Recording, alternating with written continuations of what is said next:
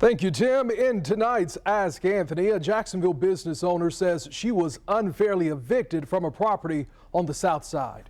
Charnae Wynn is the owner of Infinity Salon Suites, and she admits she was late paying her rent for September after giving birth to her first child. But she says she tried multiple times to make good on her payments and was met with no response. She says there's a lot more to the story.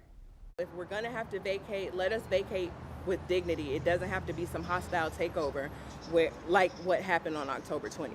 Almost 2 weeks ago, police walked into Infinity Salon Suites off of Southside Boulevard around noon and told everyone to get out.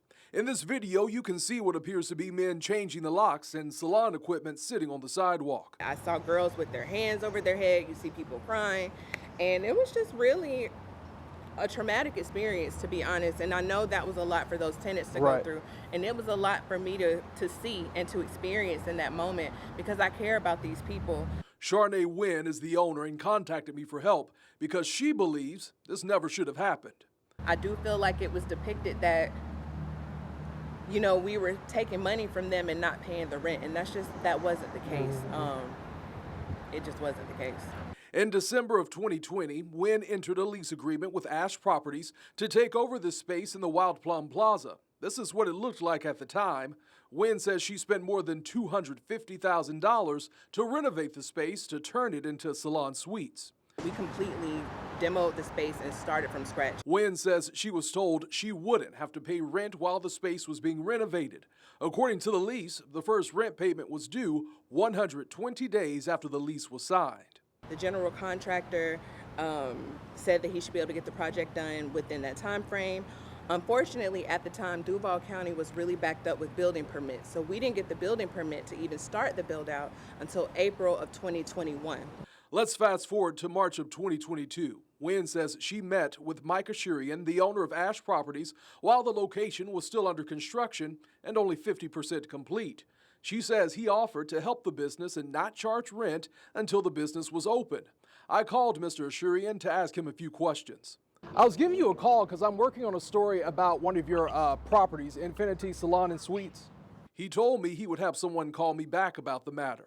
In June, Wynn sent emails asking for the lease to be amended to reflect the verbal agreement after receiving a call from an Ash Properties representative asking her to turn over the keys to the property. In September of that same year, Ash Properties filed for eviction.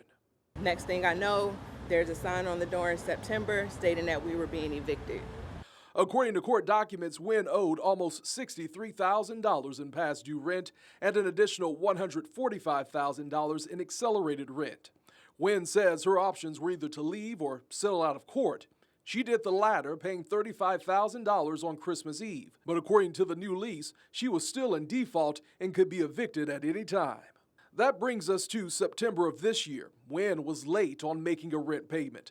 Wynn says she had just given birth to her first child, and the only option was to mail the check or physically come to the office. She went to Ash Properties with a check, trying to make good on the payments, and she says they wouldn't accept it. According to Wynn, a staff member called the police.